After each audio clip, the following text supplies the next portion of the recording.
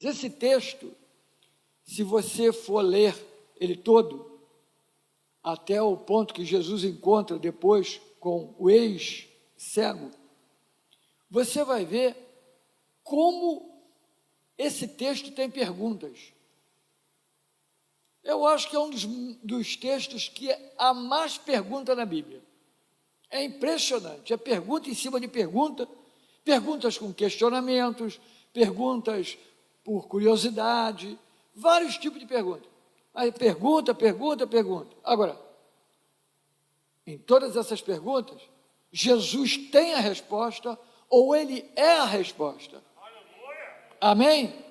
Bem, no versículo 2, diz lá que os seus discípulos perguntaram, aí começa a primeira pergunta, perguntaram, quem pecou? Jesus aqui, ele responde dizendo que ninguém pecou, mas é para que se manifestem nele as obras de Deus. A resposta veio, ninguém pecou, mas essa cegueira de nascença é para que se manifeste nele as obras de Deus. O cego, irmãos, ouviu algo. Nesse momento que os discípulos estão fazendo a pergunta está relacionada completamente ao cego, é ou não é? Quem pecou? Foi ele, foram seus pais? Como é que é isso, Senhor? Explica para nós. E Jesus, então, vai responder, mas venha para o lugar do cego, se coloque no lugar dele agora. Quando estão perguntando, os discípulos perguntando a Jesus, o cego sabe que estão falando dele, e se estão falando dele, se estivessem falando de você, você estaria de ouvido aberto ou não? Obviamente. Então, ele está com o ouvido aberto, o cego está com o ouvido aberto, e aí o cego quer saber, mas espera aí, afinal de contas, quem é que pecou? Eu não pequei, será que foram meus pais? Quando eu estava no ventre da minha mãe, e aí veio a maldição sobre mim, ele começou a pensar, espera aí, eu quero ouvir esse negócio. Esse senhor aí vai responder. Ele não sabia que era Jesus, esse senhor vai responder. Aí Jesus responde e fala, nem ele, nem os seus pais. Ele deve ter feito assim, nem ele, nem os pais pecaram. Mas, como? Mas é para que se manifestem nele, as obras de Deus. Ele ouviu isso, e o que aconteceu dentro dele? Irmãos, aconteceu dentro dele é que acendeu dentro do cego uma esperança.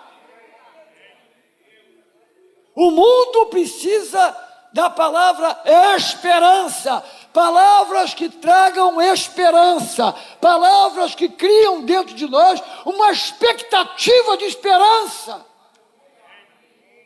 As notícias não trazem esperança, trazem a realidade dolorida dos fatos, mas não trazem esperança.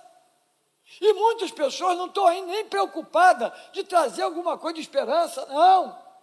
Mas eu quero dizer uma coisa para você, o Senhor continua o mesmo, respondendo perguntas que ninguém pode responder. Ele responde e ele sempre terá uma palavra de esperança para a sua vida. Se você chegou aqui hoje sem esperança, está em casa sem esperança, eu quero dizer, Jesus Cristo é a nossa total esperança e não falha.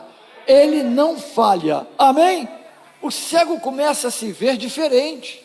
Ele começa a se ver assim, eu sou cego, eu vivo na escuridão, mas é para manifestar em mim as obras de Deus. Queridos, quantas vezes nós atribuímos um defeito, um problema, uma dificuldade, uma deficiência nossa qualquer, nós atribuímos a um erro, a nós mesmos. Quando você tem um problema e você identifica, não atribua isso a uma coisa natural, comece a dizer, não, a coisa é séria, e eu quero que isso sirva para a glória de Deus na minha vida. eu quero que o Senhor mude a minha vida. Deus tem um plano com isso. Eu nasci assim, mas não vou morrer dessa maneira. Eu estou assim, mas não vou ficar assim.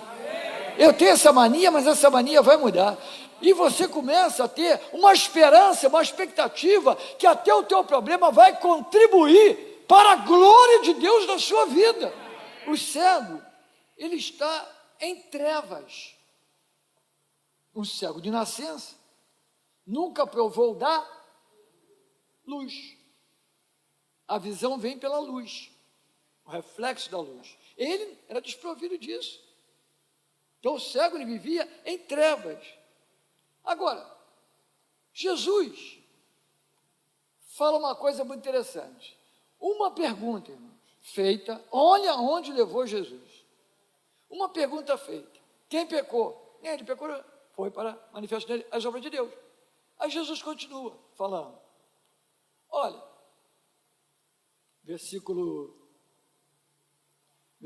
4, é necessário que façamos as obras daquele que me enviou, enquanto é dia, pois a noite vem, quando ninguém pode mais. O que ele fala aqui? Fazer a obra enquanto é luz, ou noite, escuro, não pode mais, não é? Aí ele continua, olha o que uma pergunta fez, ele continua dizendo assim: enquanto estou no mundo, sou a luz do mundo.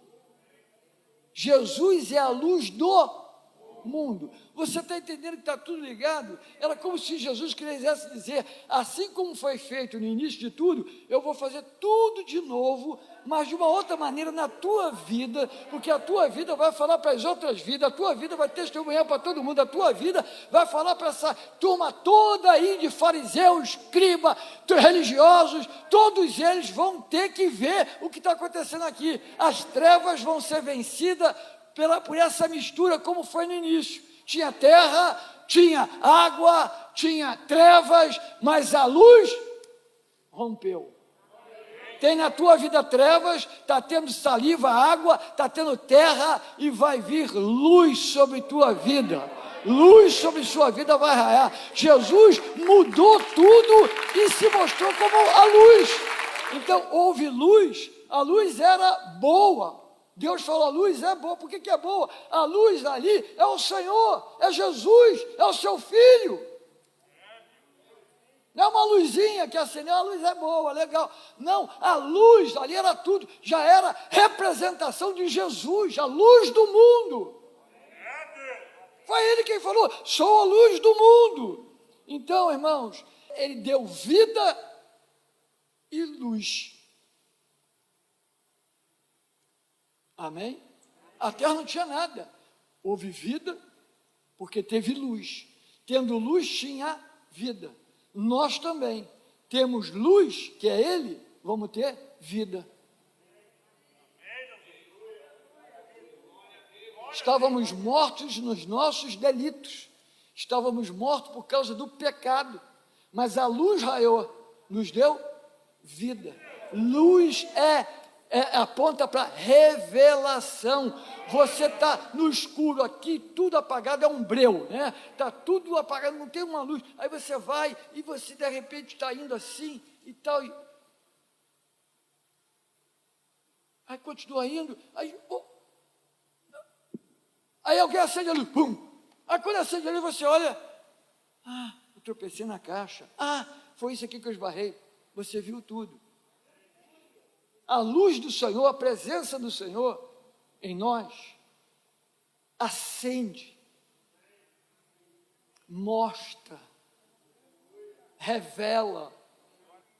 No versículo 7, Jesus disse assim: vai, lava-te no tanque de Siloé. Jesus não curou ele. Não. Jesus podia ter curado, como curou outros, mas não fez isso. Jesus falou: agora você vai e se lava lá no tanque. Jesus permitiu ao cego o que ele permite para toda a humanidade. Ele disse para o cego: agora a decisão está na tua mão. O que eu fiz com você, eu fiz apontando para onde tudo começou. Agora, você decide. Ou você vai, ou você fica. Porque Deus não quer fazer as suas grandes obras, manifestar as grandes obras dele na nossa vida, sem que a gente entenda, veja, mas primeiramente tem que decidir. A fé é passos dados. Já notou que a fé é passos dados, mas passos dados na escuridão? E o cego de nascença, ele é o exemplo disso, porque ele tem uma palavra e ele é cego. Ele tem uma palavra e está tudo em trevas, está tudo escuro, tudo em trevas, mas a palavra que ele segurou, ele botou dentro dele e ele está andando aonde? Ele está vendo? Não. Ele está caminhando para Siloé. Não sabemos como ele chegou, não sabemos se alguém ajudou, não sabemos como foi, não importa. Mas ele está andando em trevas, está andando na escuridão, ele não está enxergando nada. Ele está andando em trevas da escuridão, não está enxergando nada. Quando ele chega no poço, lá no Siloé, que ele chega, ele para e fica imaginando, ele enxergou o poço? Não, enxergou a água? Não enxergou nada, nada. Mas quando ele pega e coloca nos olhos e lava, o que acontece? Seus olhos, por quê? A luz entrou. A luz não entrou apenas nos seus olhos, a luz entrou dentro dele. Dentro dele. Então, queridos, não foi a lama e não foi a água, não. Foi a obediência, não uma palavra esperançosa. A obediência numa palavra de esperança, numa palavra que Deus te dá, uma palavra de Deus é suficiente para te manter andando em fé no escuro, andando em fé no escuro, mas você vai chegar aonde a palavra determinou. Fé funciona assim. Eu não preciso ver tudo, eu preciso ouvir tudo. Então, quando estamos desprovidos de palavra de Deus, nós estamos num caminho errado. Nós vamos andar em trevas, vamos andar em escuridão, nós vamos sem saber para onde estamos indo e vamos chegar a lugar nenhum. Mas quem tem a palavra, ainda que esteja escuro, não tem problema. Você tem uma esperança, você tem a palavra, você vai em frente e você vai chegar, com certeza. Aprendemos aqui também que a cegueira acaba quando eu ouço e obedeço a palavra. É o princípio. A cegueira acaba quando a gente ouve a palavra e pratica.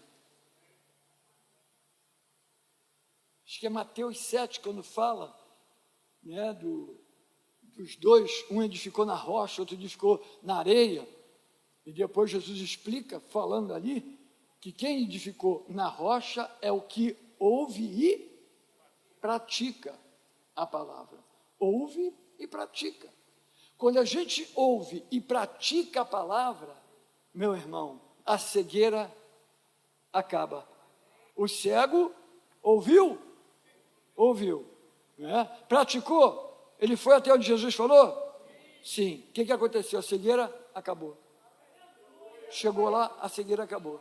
A cegueira espiritual, a ignorância espiritual, a cegueira que nos deixa confusos, enrolados e até sendo passado para trás pelo diabo. O diabo nos passa para trás.